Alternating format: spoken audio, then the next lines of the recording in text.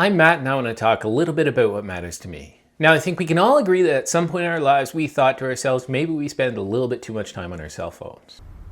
I started smoking. I love you too, sweetheart. I'm selling bongs out of our minivan. I got a tramp stamp. I'm getting implants. I'm dating your brother. Uh-huh. And for me, I'm no different. There are plenty of times in my life where I felt that maybe I was... Ooh.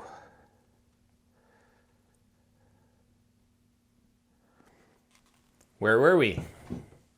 I'm no different. I felt that there were plenty of times in my life where my cell phone was very distracting and I wasn't able to get what I wanted done throughout the day. Now, I know that's not a new concept. I know that's something that people have talked about before. For me, a couple of years ago, I was really trying to identify different things that were really distracting me and really affecting my own mental health. And the cell phone was one of those things that I identified as being both positive and negative for me at the time. See, at the time, I was doing a job where I spent a lot of time on my phone. I used it as my organizer, my calendar. I was also on call a lot, day or night, evenings or weekends. That meant that I had to pay really close attention to my phone. If I got a notification, if I got some sort of a text, I had to be on that quite quickly, and that was really, really hard on me. And I don't want to say everything was all bad about my cell phone. I still used it as a tool, as a calendar, as a way to get notes together, and it was very effective at organizing my own thoughts, my own things, my day-to-day life. The fact is, we may not be able to eliminate our cell phones immediately from our lives because they're such an important tool and they've become such a piece of our lives. But because at that time I had thought maybe I was spending too much time on my phone, I really tried to find ways to pull away from it. I spent less time on social media. I tried to put the phone down, put it in a drawer when I wasn't using it. My calendar, I actually reverted back to a paper calendar. When I was taking notes, I reverted back to taking paper notes. And that's one of the main reasons why this all gets very interesting for me is that lately in my new job, I've really had to focus on my cell phone even more to the point where if I want work, my cell phone has to be on me in my hand, ready for me to answer any texts or posts or things that come up.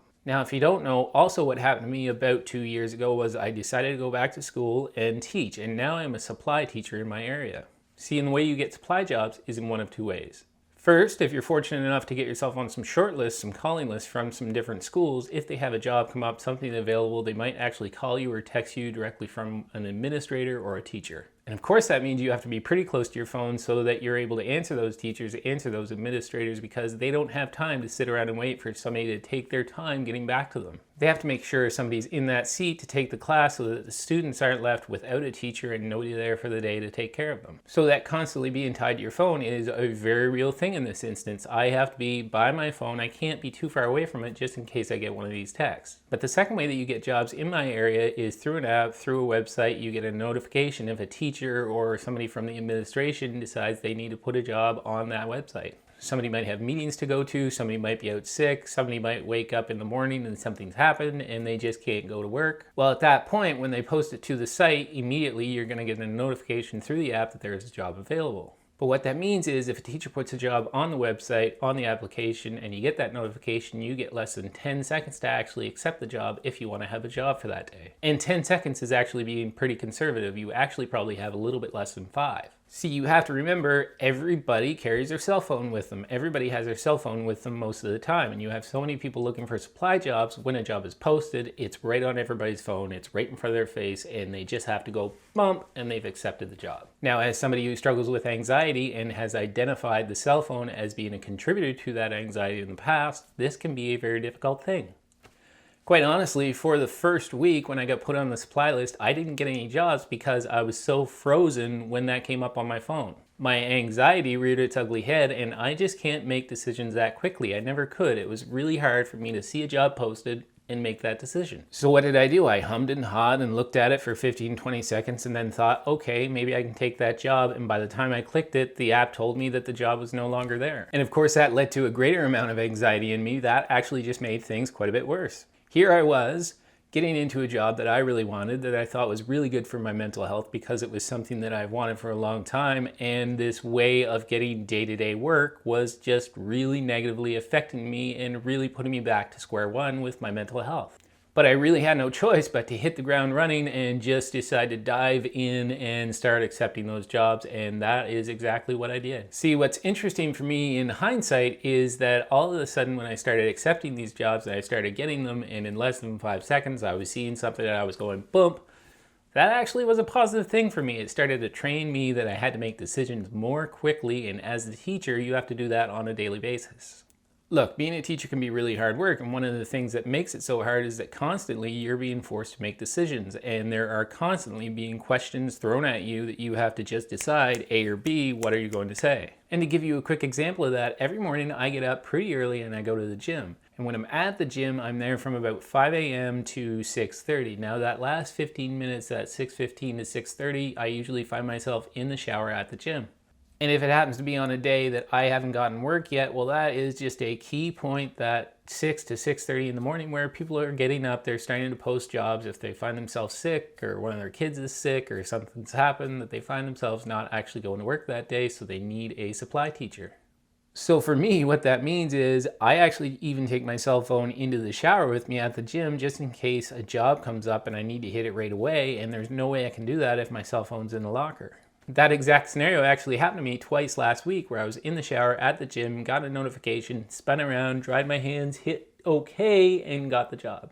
Look, I'm not saying that I find that system all bad. I understand that they have to try to be fair, and if a job is available, they get to post it on the site, and everybody gets fair access to it at the same time, and whoever is able to get there first come, first serve, gets the job for the day. So I do understand the role of the app, of the website, of the notifications that you receive. I'm just saying that it has added quite a bit of stress to my life, and it has created quite a bit of anxiety in my life that I've had to try to find ways around and how to deal with. And realistically, one of the things that I've had to pay more attention to in my life if I wanted to better my mental health was to accept that I can't control everything. There are many things that are going to come up that I just can't have control of, that I'm just going to have to accept and roll with, and this is one of them. I'm trying to look at all the positives in this, and I try to look at the positives in many different things, and for me, this has become a little bit of a training tool for me for many aspects of my life. It really has allowed me to spend less time thinking and more time doing. I spend less time, less of my energy thinking about what I'm going to do in many situations, and just doing and accepting whatever comes from that. A really silly example of this is going to the store and trying to pick out a birthday card for somebody in your family or a friend.